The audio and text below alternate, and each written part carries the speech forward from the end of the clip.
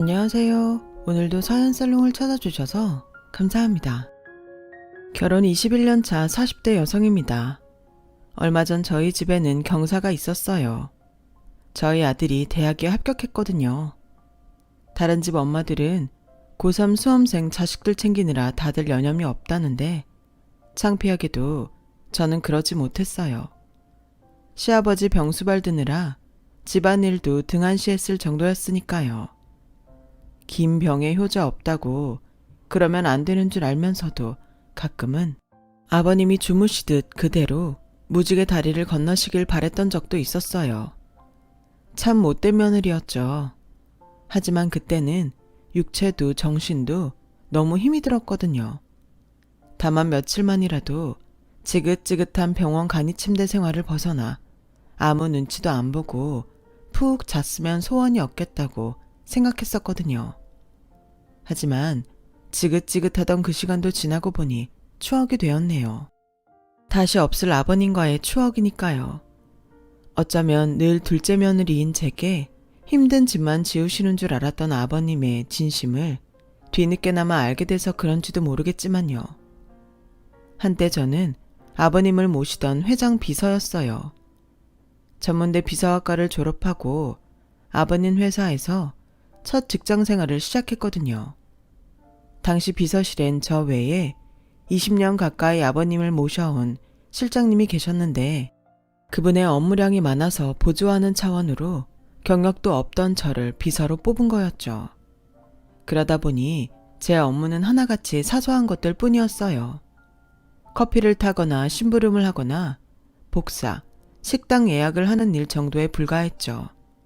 가끔은 급하게 일손이 필요한 타 부서에 지원을 나가기도 했는데 거기서 한 일도 별반 다르지 않았어요. 아버님과 실장님 사이에는 워낙 두터운 신뢰관계가 형성돼 있어서 제가 끼어들 틈은 없었어요. 사실 그럴 능력도 안 됐고요. 일도 편하고 잔업도 없는 데다 월급은 따박따박 나오니 따지고 보면 이만한 자리도 없다 싶었어요. 하지만 퇴근 후 집에 올 때마다 마치 하루 종일 일도 많고 밥만 먹고 온 것 같은 기분이 들어 찜찜하더라고요. 이럴 거 뭐하러 비서과 출신을 뽑아? 커피 타고 복사하는 거야 초등학생도 다 할 줄 아는 건데. 혹시 내가 능력이 안 돼서 나한테 일을 안 맡기는 건가? 생각이 거기까지 이르고 보니 괜히 자존심도 상하고 마냥 손 놓고 있을 수만은 없다는 생각이 들었어요. 직업은 돈벌이 수단이기도 하지만 내가 사회에 필요한 사람이라는 증명이기도 하잖아요. 그래서 평소 실장님이 하시는 일들을 기억해뒀다가 스스로 찾아서 일을 하기 시작했어요. 처음엔 그런 저의 변화를 의외라는 표정으로 바라보던 실장님은 시간이 지나자 조금씩 제게 업무 분담을 하기 시작하셨고 입사 후 1년이 되어가는 시점에 이르러선 어지간한 비서 업무는 제가 다 하게 되었어요. 실장님은 회장님이 지시한 은밀한 일들을 주로 책임지셨고요. 그러던 어느 날이었어요. 그동안 저한테 눈길 한번 안 주시던 회장님이 엘리베이터 안에서 지나는 말처럼 그러시더군요. 이제야 밥값을 하는 것 같구만. 그게 회장님께 들은 첫 칭찬이었어요. 일하지 않는 자 먹지도 말라는 게 인생 모토인 회장님께 밥값한다는 소리를 들었다는 건 일종의 칭찬이니까요. 입사 3년차가 될 때쯤에는 회사 일은 물론 회장님 댁 상황도 어느 정도 파악이 될 정도였어요. 비서 업무라는 게 회사 일 뿐만 아니라 제가 모시는 분의 사적인 영역까지 개입이 필요한 일이라 딱히 관심을 두지 않더라도 알아야 하는 부분이 있었거든요. 회장님의 큰아들은 미디어 관련 학과를 나와 해외에서 유학생활을 마치고 현지에서 생활하고 있었어요.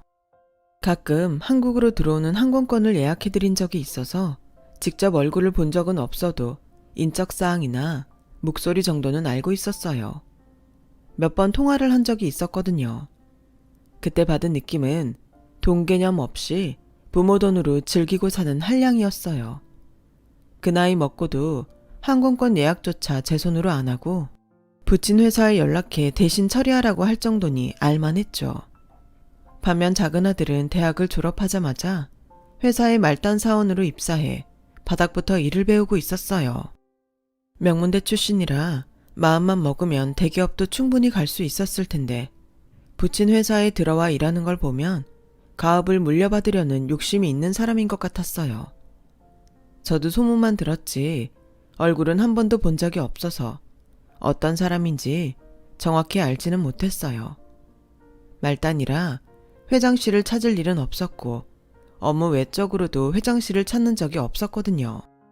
그러다 처음 얼굴을 보게 된 건 입사 3년 차에 들어서면서부터였어요. 사모님이 돌아가신 지 10주기가 되는 해라서 그해 기일은 친인척들과 함께 묘소에 들러 참배하고 인근 식당에서 식사를 하기로 했는데 제가 예약부터 전 과정을 맡아서 했거든요. 그래서 회장님 둘째 아들과 예약건에 대해 상의하느라 보게 되었어요. 첫 인상은 수수하더라고요. 말투나 행동도 겸손하고 남한테 일을 시키기보다는 자신이 먼저 움직이는 스타일이었어요. 형과는 확연히 다른 사람이었죠. 하필 기일이 주말이라 저는 쉬는 날임에도 장지까지 따라가서 친인척들 안내를 맡게 되었어요. 입사 후 처음 있는 일이라 친인척 얼굴도 몰라서 걱정했지만 실장님 덕분에 무사히 일을 마칠 수 있었어요. 그렇게 사모님 기일이 지난 어느 날 낯선 번호로 전화가 왔더라고요. 회장님 둘째 아들이었어요. 정비서님 덕분에 무사히 잘 치를 수 있었습니다. 괜찮으시면 제가 식사 대접이라도 하고 싶은데 어떠세요? 그러실 필요 없어요. 특별히 제가 더 한 것도 없고 당연히 제가 해야 할 업무의 연장이라고 생각합니다. 사무적으로 거절하는 제 말투에 상대도 더는 청하지 않았어요. 상심한 목소리로 전화를 끊더라고요. 내가 너무 매정하게 굴었나 싶기도 했지만 그땐 그게 맞다고 생각했어요.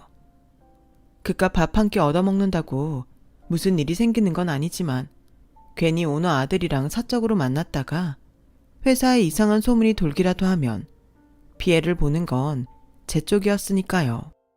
중소기업 수준의 작은 회사라 소문이 퍼지는 건 순식간이고 직원 하나 자르는 것도 너무나 쉽다는 걸 누구보다 잘 알고 있었거든요. 그래서 일찌감치 발을 뺀 거였죠. 그날 일은 그렇게 끝난 줄 알았는데 다음날 퇴근길 인근 버스 정류장에서 둘째 아들이 저를 기다리고 있더라고요.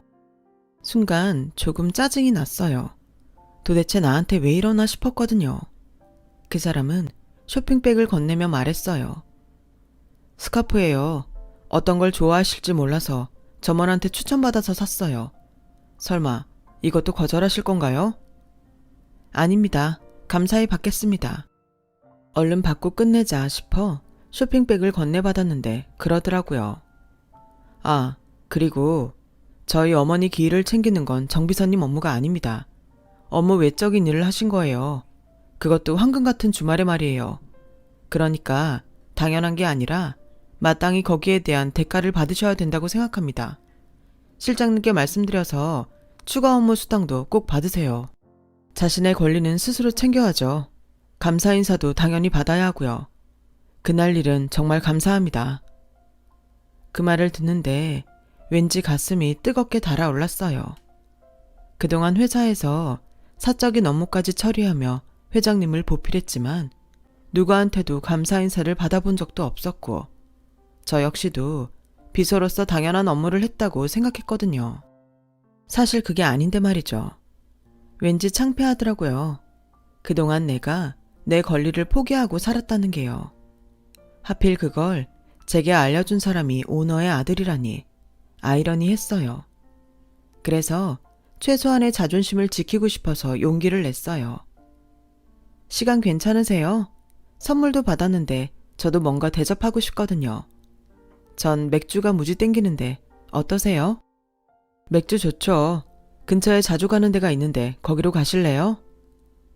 그렇게 저는 입사 후 처음으로 회장님 둘째 아들과 직장 동료로서 퇴근길에 맥주를 마셨고 이후로도 종종 만나 퇴근 후 시간을 함께 보냈어요. 때로는 영화를 보고 밥을 먹거나 술을 마시거나 카페에 앉아 수다를 떨기도 했어요. 비서실에 실장님과 저 뿐이라서 그간 이렇다 할 동료가 없었던 저는 모처럼 생긴 특별한 동료 덕분에 회사 생활이 전보다 덜 갑갑했어요. 그건 회장님 둘째 아들도 마찬가지였죠.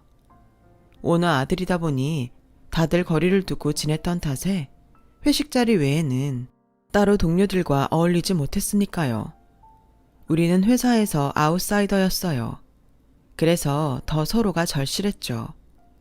처음엔 동료로 시작했던 우리 관계는 시간이 흐르면서 남녀관계로 넘어갔고 직접적으로 사귀자는 말은 없었지만 자연스레 연인 사이가 되었어요. 그리고 그 소문은 순식간에 회사에 퍼지고 말았죠. 소문을 접한 실장님은 은근히 제게 퇴사 압박을 하셨고 회장님은 언제나 그렇듯 모르쇠로 일관하셨어요. 아무래도 회사 그만둬야 할 것 같아. 요즘은 실장님 눈치에 가시방석에 앉은 기분이라니까. 아버지는 뭐라고 하셔? 회장님? 딱히 별 말씀 없으시지만 그게 무슨 뜻이겠어? 알아서 떨어져 나가라는 거겠지. 연애의 시작은 좋았으나 끝은 초라한 실직자 신세가 뻔했어요. 어쩌면 예견된 결과인지도 모르죠. 그래, 그럼 할 수 없네. 사표 써. 사표를 쓰라고? 당연한 결과였지만 아무렇지 않게 대놓고 사표 쓰란 소리를 하니까 얄밉고 괘씸하더라고요. 그런데 회사에 사표 내고 나한테 시집와. 내가 평생 자기 먹여 살릴게. 앞으론 우리 아버지 비서하지 말고 내 아내로 살아달란 말이야. 얼떨결에 받은 프로포즈에 실감은 안 났지만 이것도 선택지 중 하나란 생각이 들었어요. 연애의 끝은 이별 또는 결혼이잖아요. 그래서 결혼하기로 했어요. 저희 집에서는 흠잡을 데 없는 사윗감에 시댁 재력도 있으니 마다할 이유가 없었어요. 문제는 아버님이었죠. 당신이 부리던 직원이 하루아침에 며느리로 들어오게 생겼는데 어떻게 마음에 들겠어요. 평소 저를 아끼시던 것도 아니고요. 거기다 저는 전문대 출신에 집안도 그리 넉넉한 편도 아니었고요. 그래서 아버님께 처음 인사를 드리러 가는 길이 그렇게 겁이 나더라고요. 그런데 그런 제 걱정과 달리 아버님은 별 말씀을 안 하시지 뭐예요. 딱히 긍정도 부정도 아닌 상태였어요. 뜨뜻미지근한 상태로 일어나려는데 그제야 툭 하고 한마디 하시더라고요. 집도 넓은데 들어와 사는 건 어떠냐? 큰애도 해외에 나가 있어서 1년에 한두 번 얼굴 비추고 가는 게 다고. 나 혼자 살기엔 집이 너무 크잖니. 큰애 결혼할 때까지만 들어와 살면 그때 니들 살 집은 장만해 주마. 솔직히 그때는 집이고 뭐고 결혼 허락을 해주시는 것만으로도 감지덕지였어요. 그래서 흔쾌히 들어와 살겠다고 말씀드렸죠. 그게 11년이 될 줄은 짐작조차 못한 채로요. 결혼 후 상주 도우미 아주머니를 내보내고 제가 살림을 도맡아서 했어요. 아이를 낳고 몇 달간 파출 도우미 아주버니 도움을 받은 것 빼고는 11년 시집살이를 하는 동안 살림은 제 손으로 다 했어요. 거기다 철없는 아주버님 수발까지요. 아무리 철이 없어도 그렇지 마흔이 다 되어가는 나이에도 돈 한 푼 안 벌고 쓰기만 하고 살더라고요. 거기다 저보고 툭하면 정비서라고 부르면서 심부름을 시키는데 정말 성질 같아서는 머리채를 뽑아버리고 싶은 심정이었어요. 시집 온 지 7년이 넘도록 아주버님은 저를 정비서라고 불렀어요. 여전히 항공권 예약이나 식당 예약, 하물며 휴대폰 구입까지 저한테 시키기 일쑤였죠. 그 사람 눈에는 여전히 제가 자기 아빠 비서로만 보였던 거예요. 남편이 그 일에 대해 몇 번이나 말을 했지만 알겠다고 하곤 그때뿐이었어요. 애초에 저를 재수씨로 받아들일 마음이 없었던 거였죠. 그러다 호칭을 바꾸게 된 건 제 아들의 한마디 때문이었어요. 저희 애가 초등학교 입학을 앞두고 있던 봄이었어요. 하루는 온 가족이 둘러앉아 저녁을 먹는데 아주버님이 저한테 정비서 국 좀 더 줘요 라고 했더니 큰아빤 왜 우리 엄마한테 정비서라고 불러요? 우리 엄마 이름은 정비서가 아닌데요. 이 순간 분위기는 싸해졌고 아주버님이 은근슬쩍 넘어가려고 하자 아버님이 되물으셨어요. 애가 물어보면 답을 해야지. 그래, 너는 왜 작은 애한테 정비서라고 부르는 거냐? 나도 궁금하구나. 그 말에 아주버님은 얼굴이 새빨개져선 죄송하다고 사과를 하더군요. 이후로는 재수씨라고 부르게 됐고요. 하지만 호칭만 달라졌을 뿐 심부름 시키는 건 마찬가지였어요. 심지어 자기가 만나는 여자 선물까지 저한테 사오라고 할 정도였죠. 아주버님은 외국 생활을 접고 한국에 들어와서도 본가에 들어오지 않고 따로 집을 구해 살았어요. 이유는 하나였죠. 본가에 살면 집안에 여자를 들일 수 없었으니까요. 결혼도 않고 어린 여자들만 갈아가며 만나던 아주버님은 40 중반에서야 결혼을 하겠다며 집에 여자를 데리고 왔어요. 그런데 기가 막혀서 참. 여자 나이가 저보다 무려 13살이나 어린 여잔 거 있죠. 얼굴에 솜털이 뽀송한 딸 같은 여자와 결혼하겠다는 말에 남편도 저도 기함을 토했어요. 그런데 아버님은 이번에도 아무런 반응을 보이지 않으시는 거예요. 그러다 말미에 가서 딱 한마디 하셨죠. 결혼하면 집에 들어와 살아라. 둘째는 약속대로 분가하고. 그러자 아주버님이 발끈했어요. 아버지, 그런 게 어딨어요. 신혼을 어떻게 여기서 해요. 난 못해요. 그냥 정순애랑 사세요. 아버지 입속에 혀처럼 수발 잘 드는 재수씨가 있는데 왜 아무것도 모르는 이 사람한테 같이 살재요. 난 내 와이프 고생하는 거 싫어요. 그러자 손이 동서가 웃으며 말했어요. 아저씨, 괜찮아. 어차피 도움 있으면 되는데 힘들 거 없어. 그리고 아버님은 돈도 많으시잖아. 용돈도 많이 주실 텐데 뭐가 걱정이야. 난 돈만 주면 어디서든 살 수 있어. 솔직한 건지 철이 없는 건지 어떤 면에선 아주버님과 딱이더라고요. 결국 아주버님은 20살 넘게 차이 나는 여자랑 결혼을 했고 그제야 저희 가족은 분가를 할 수 있었어요. 아버님은 약속대로 저희가 살 집을 구해주셨어요. 전망도 좋고 평수도 큰 아파트였죠. 결혼 15년 만에 처음으로 가져본 우리 집에서 우리 식구끼리 살게 되자 남편도 저도 무척 들뜬 상태였죠. 그 일이 있기 전까지는요.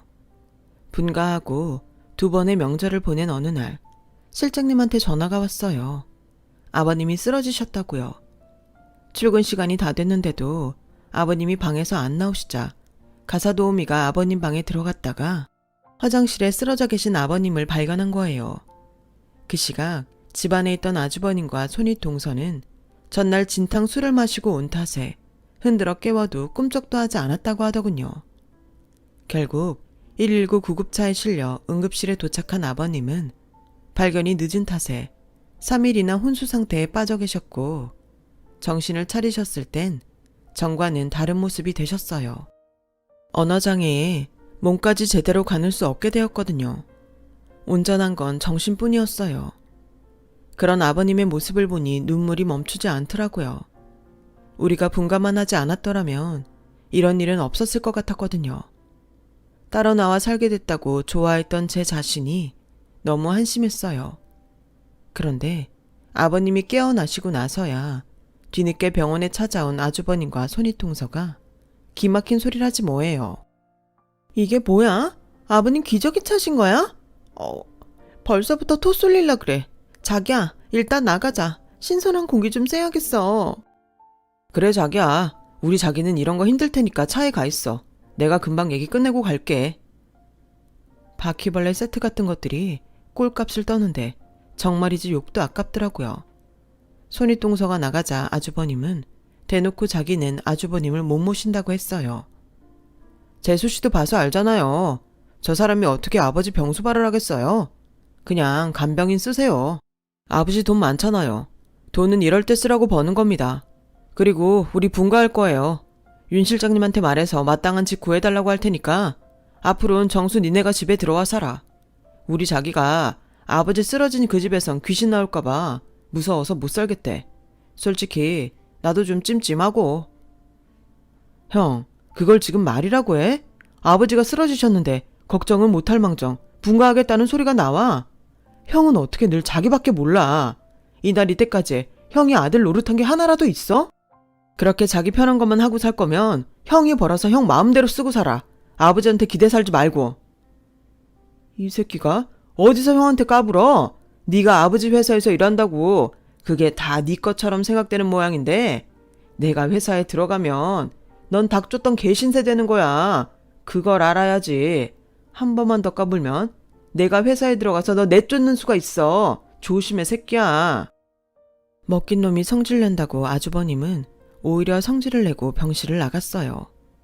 그날부터 저는 병원에 지내면서 아버님 병수발을 했어요.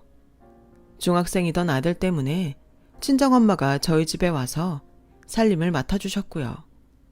남편은 퇴근길에 병원에 들러 저 대신 간병을 하다가 자정이 돼서야 집으로 돌아가곤 했어요. 주말엔 저 대신 병원에서 지냈고요. 그 사이 아주버님은 윤 실장님한테 연락해 집을 구해달라고 했지만 아버님 허락 없이는 안 된다고 하자 할 수 없이 본가에서 살고 있었어요. 병원에는 코빼기도 안 보이더라고요. 예고 없이 시작된 아버님 병간호는 그 후로 5년이나 이어졌어요. 병원 생활을 해보신 분들은 알 거예요. 환자 수발도 힘들지만 병실에 끊임없이 들락거리는 의사와 간호사, 청소 이모님들 때문에 마음 편히 등 붙이고 누워있기 힘들다는 걸요. 거기다 하루 세끼 식사 수발에 목욕 수발, 혹여 욕창이라도 생길까 틈틈이 몸을 돌려놔드려야 하고 소변과 대변 수발도 들어야 하잖아요. 그걸 기약 없이 매일 반복을 하며 살다 보면 영혼이 날아가고 빈 껍데기만 남은 기분이 들어요. 거기다 집에 두고 온 아들과 남편 걱정까지 더하니 정말 죽을 맛이었죠. 이러다가는 내가 죽겠다 싶어서 간병인을 불렀더니 아버님이 곡기도 끊으시고 둘째 며느리 데려오라고 난리를 치시는 거예요. 그래서 집에 온 지 딱 하루 만에 다시 병원에 불려가고 말았어요. 너무 화가 나서 아버님께 악을 썼어요. 아버님, 저한테 왜 이러시는 거예요? 아버님 편하시자고 저 피 말려 죽이실 작정이세요? 제가 1년을 쉬겠다고 했어요. 한 달을 쉬겠다고 했어요.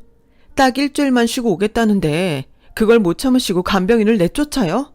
아버님, 저도 사람이에요. 저도 숨 쉴 틈은 있어야 하잖아요.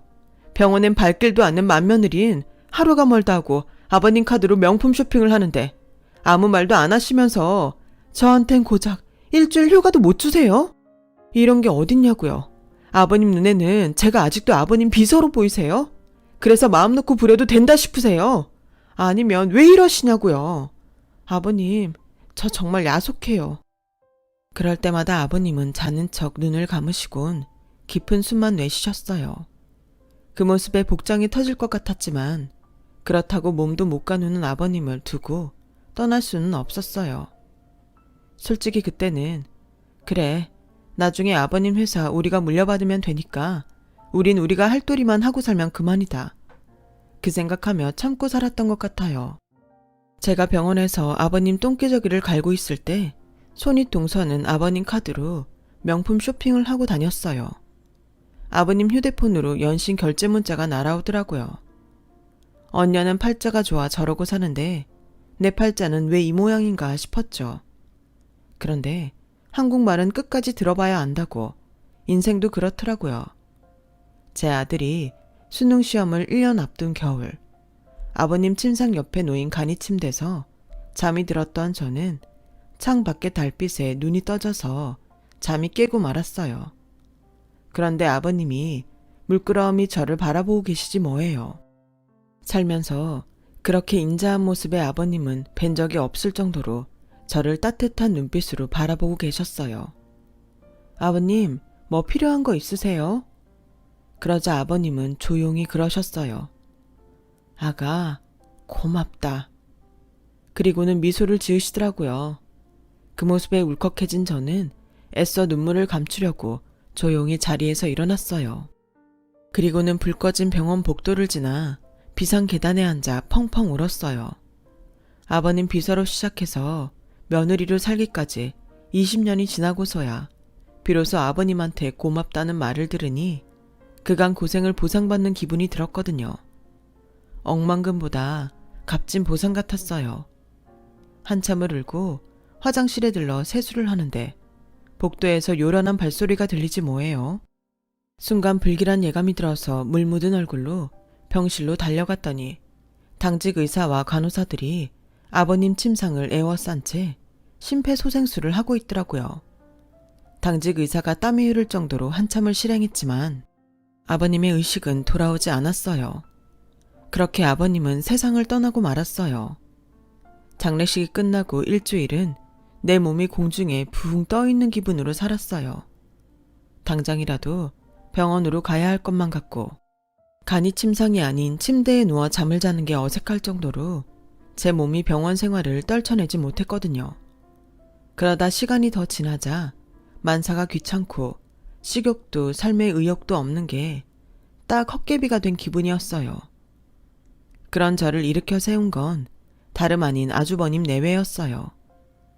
아버님이 돌아가시고 3주쯤 지난 어느 날 윤비서님이 우리 내외와 아주버님 내외를 회사로 부르셨어요. 유산 상속을 진행해야 한다면서요. 만사가 귀찮았던 저는 그냥 남편 혼자 듣고 오라고 했지만 윤 실장님이 제가 꼭 와야 시작할 수 있다고 해서 할 수 없이 회사로 갔어요. 유언장 낭독은 변호사가 했어요. 아버님은 회사는 제 남편한테 남기셨고 부동산 및 현금과 주식 등은 큰아들 내외와 저한테 차등 지급한다고 했어요. 그 말을 들은 아주버님 내외는 신이 나서 하이파이브까지 하며 좋아서 어쩔 줄 몰라 했죠. 차라리 잘 됐어. 솔직히 난 회사엔 관심 없거든. 난 배짱이 체질이라 일하는 건 싫거든. 차등 분배니까 적자인 내가 가장 많이 받을 건 뻔하고 그 다음은 자긴가? 당연하지. 내가 맏며느린데. 자기야, 솔직히 나도 회사는 하나도 탐 안 났어. 그까짓 거 받아서 뭐해? 평생 회사에서 일하느라 돈도 제대로 못 쓰고 사는데. 거기다 회사가 삐끗하기라도 해봐. 내 돈 꼴박아서 살려야 하는데 미쳤어? 그런 짐을 떠안게? 그보다는 현금으로 받아서 평생 펑펑 쓰고 사는 게 이득이지. 그나저나 동서 불쌍해서 어떡해? 우리 거 빼면 동서는 가져갈 돈도 얼마 없겠네. 아주버님 내외는 신이 나서 박수까지 쳐대며 좋아하더군요. 저기요 변호사님, 아버님이 남기신 유산 총액이 얼마나 되나요? 제 남편이랑 저랑 합하면 얼마나 되는지도 알려주세요. 상속 금액을 묻는 손윗 동서의 말에 변호사는 윤 실장님을 힐끗 쳐다봤어요. 그러자 윤 실장님이 파일을 펼쳐들고 앞으로 나섰어요. 그건 제가 대신 말씀드리겠습니다. 회사를 제외한 나머지 회장님 재산은 약 300억가량 됩니다. 그중 한 분의 상속금액이 250억, 그리고 다음 분의 상속금액이 47억, 마지막 상속금이 6억 7천만 원입니다. 이때까지만 해도 아주버님 내외는 세상을 다 가진 사람들처럼 신나했어요. 어머 자기야, 그럼 자기가 250억이고 내가 47억인가 보다. 둘째 아들한텐 회사까지 주셨으니까 우리 몫으로 현금을 챙겨주셨나 봐. 그건 그렇긴 한데 좀 이상한걸? 윤 실장님, 계산이 좀 이상한데요? 총액이 300억인데 세 사람 몫을 더하면 300억 3억 7천 아닙니까? 무슨 계산을 그렇게 하세요? 이래서야 우리가 믿고 맡기겠어요? 일 처리 좀 제대로 하세요. 아주버님은 버럭 소리쳤어요. 그러자 윤 실장님이 고개를 저으셨죠. 아닙니다. 이 계산이 맞습니다. 작은 사모님께 돌아갈 유산이 250억, 큰아드님이 47억, 큰 사모님이 6억 7천, 도합 300억 3억 7천입니다. 여기서 그동안 큰아드님이 대학 졸업 이후의 유학비와 해외 체류비, 거기에 스포츠카 구입비 및 매달 비서실에 연락해서 따로 받아가신 기타 비용을 포함하면 지난 19년간 큰아드님 앞으로 들어간 돈이 총 30억이 넘습니다. 거기에 시중은행 대출이자를 기준으로 이자를 포함하면 총 47억이 조금 넘습니다. 거기다 큰 사모님이 시집와서 지금까지 무단으로 사용한 회장님 카드 금액이 5억 9천만 원이 넘습니다. 거기에 이자를 포함하면 그만하세요. 부모가 자식 유학비까지 받아내는 게 어딨습니까? 그리고 왜 내가 아니라 재수 씨가 250억을 받는 건데요? 내가 아들인데 왜 피 한 방울 안 섞인 저 여자가 나보다 많이 받냐고요? 바로 그게 이유입니다. 피 한 방울 안 섞인 남의 딸이 당신 자식도 나 몰라라는 시아버지를 15년간 모시고 산 것도 모자라 5년 동안 병원 간이 침대에서 생활하며 병간호까지 했기 때문입니다. 원래는 모든 재산을 작은 며느리한테 남기고 싶어 하셨지만 그랬다가는 혹여 나중에라도 큰아들 내외가 유류분 청구 소송을 벌릴까봐 미연에 방지하는 차원에서 이러신 겁니다. 큰아들 내외에게도 상속은 하되 그동안 허락 없이 가져다 쓴 돈은 고스란히 되받아 사회에 환원하시길 바라셨어요. 오죽하면 회장님이 이런 결정을 내리셨는지 그 마음을 모르겠습니까? 아버님을 탓하기 전에 수십 년간 방탕하게 살아온 자신을 되돌아보세요. 300억을 초과하는 3억 7천만 원은 앞으로 두 분이 벌어서 갚아야 하는 금액입니다. 저는 그 돈 끝까지 받아서 회장님 유지를 받을 생각입니다. 억울하면 소송하세요. 법이 당신들 편이 되어줄지는 모르겠지만. 윤 실장님은 아주버님한테 들고 있던 파일을 던져주었어요. 그 안에는 그동안 큰아들 내외가 사용한 카드 내역서와 아버님이 수기로 작성한 큰아들 지출 내역, 그리고 비서실에서 수년간 윤 실장님이 따로 정리한 큰아들한테 해외 송금한 은행 영수증까지 하나도 빠짐없이 정리돼 있었어요. 정상금 내역서를 본 아주버님 내외는 경악을 넘어서 분노로 바뀌었지만 그런다고 바뀔 건 없었죠. 그 모습에 저는 웃음이 나서 배를 움켜쥐고 미친년처럼 깔깔댔어요. 250억이랑 거금을 상속받아서가 아니라 우리 아버님의 치밀하고 꼼꼼한 노랭이 정신에 감탄해서 터져나온 웃음이었죠. 그동안 윤 실장님이 아버님의 지시를 받고 은밀히 작성하던 내역이 뭘까 궁금했었는데 그게 큰아들 돈 쓴 내역이었다니 제대로 크게 한 방 맞은 기분이었어요. 저는 사실 아버님한테 내연녀라도 있는 게 아닌가 의심했었거든요. 아버님이 돌아가신 이후로 삶의 의욕을 잃었던 저는 그 웃음으로 다시 살아날 수 있었어요. 그렇게 1년이 지난 지금은 아들 녀석의 대학 합격의 기쁨까지 맛보게 되었고요. 아주버님 내외는 현재 본가에 살며 맞벌이를 하고 있어요. 고래 같은 대저택에 살며 아주버님은 라이더로 일하고 손윗 동서는 마트에서 파트타임을 하고 있어요. 아, 그 집의 소유자는 바로 저예요. 두 사람 사정이 하도 딱해서 임시로 빌려주고 있어요. 하지만 3억 7천만 원의 빚을 열심히 갚지 않으면 언제든 내쫓겠다고 집주인으로서 갑질 행사를 하고 있죠. 세상에 공짜는 없다는 말처럼 부모의 재산도 공짜로 받을 수 없다는 걸 두 사람이 깨닫기를 바랄 뿐입니다. 지금까지 제 사연을 들어주셔서 감사합니다. 들어주신 분들 소중한 가족들과 행복하고 건강하시길 바랍니다. 여러분, 사연 댓글에 응원과 현명한 조언 부탁드려요. 좋아요와 구독은 저에게 큰 힘이 됩니다. 오늘도 좋은 일 가득하세요.